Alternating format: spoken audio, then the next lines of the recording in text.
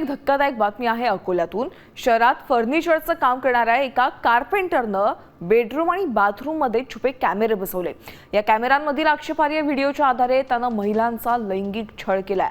हा प्रकार उघडकीस आल्यानंतर नागरिकांनी आरोपीला चोपून पोलिसांच्या हवाली केलाय। मोतीउर रहमान शेख असे आरोपीचं नाव आहे। जुने शहर पोलीस ठाण्यात गुन्हा दाखल करण्यात आला असून पोलीस या प्रकरणाचा अधिक तपास करतायत।